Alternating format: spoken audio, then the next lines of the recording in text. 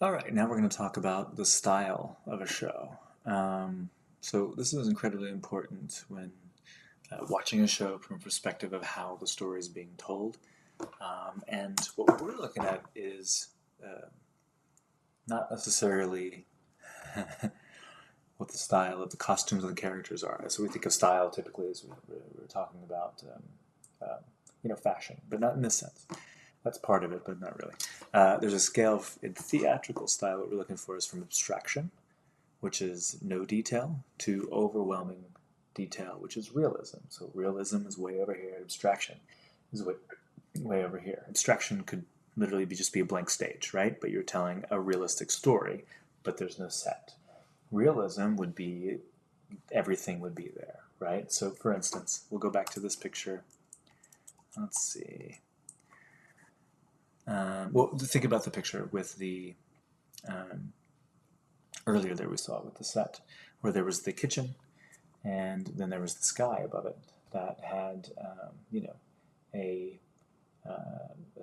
tricycle basketball pillow hanging in the sky. There were stars, and then there was a realistic kitchen with the, fish tank, the pots and pans, the sink, the windows. So that's a mix of realism and abstraction. There's a lot of realism where the kitchen is, and there's a lot of abstraction where there's no walls, there's no ceiling. You can see into space, but even space itself isn't just stars and the moon. There are different objects that were floating into space. Most plays live in the world of abstraction and realism. Some go more extreme into the abstraction side, some go super realistic. So we're going to go into kind of paintings to just illustrate that just a little bit more. So some painters express reality through formal qualities rather than realistic detail. So you have Rothko versus Warhol and Pollock versus Monet. So Rothko, with a picture on the left here, is abstract expressionism, which he is trying to paint a realistic thing, but in an abstract way, expressionistic. So you see color squares. It's not a picture, but he's probably painting like joy or something like that, right? Whereas Andy Warhol over here is it super hyper realistic, but he's painting a soup can. You can see that it's very simple.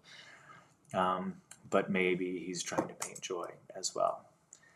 We have, let's see, Renoir, who painted this probably, and it's a portrait that has a lot of realism into it, showing expression on his face, a mustache, a little goatee, curly hair, even the fur on the collar, the necklaces, the fur coat, the hat.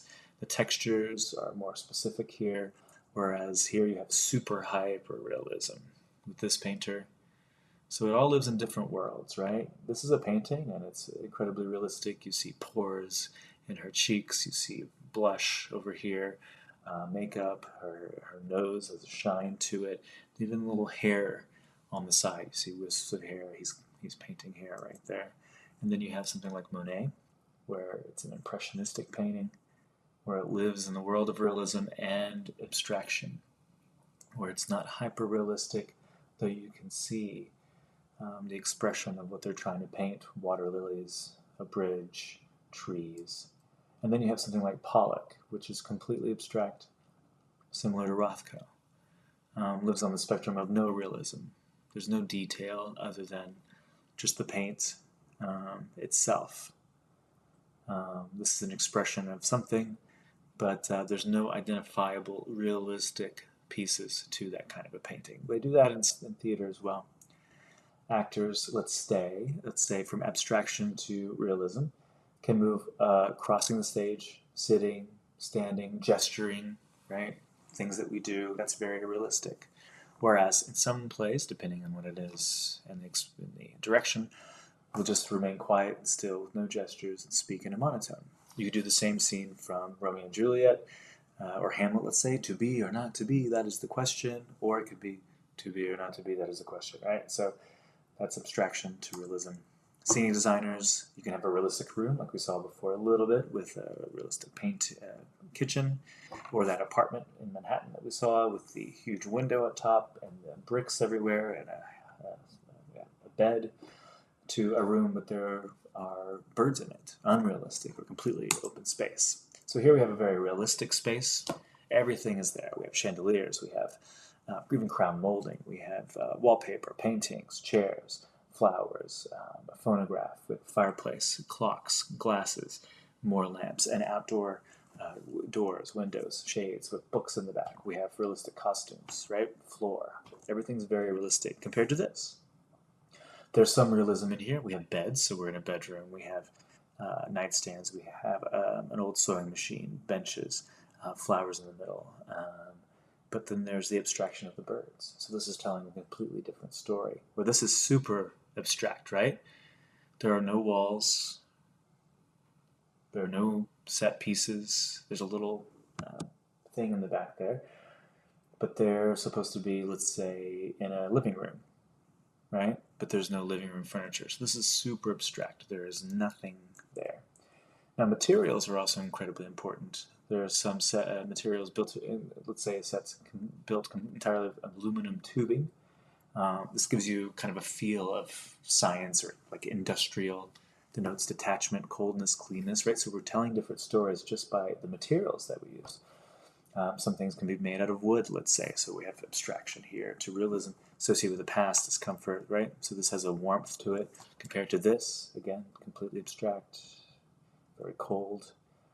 Costume designer also uses, let's say, realistic dress from the time period compared to simple earthly clothes could be from anywhere, right? So with the bottom picture, you see Chekhov, the cut on the top of the dress there, his clothing, it's all very naturalistic, but it's from a time period, whereas the top picture is very simple clothing, t-shirts, jeans, sweatpants, very modern, very comfortable. We don't really know where we are for that one. Costumes made burlap compared to satin, etc. Line designers through color or angle suggest sunlight and flooding with multiple feelings. So this is realistic feeling to the set, right? Nothing abstract about that. Feels like we're in the daytime, in the evening perhaps, with the warm glow of the sun compared to this, where it's all purple, violets, and blues in the very back, a spotlight in the front, telling a different story. And now we'll get to the final video here.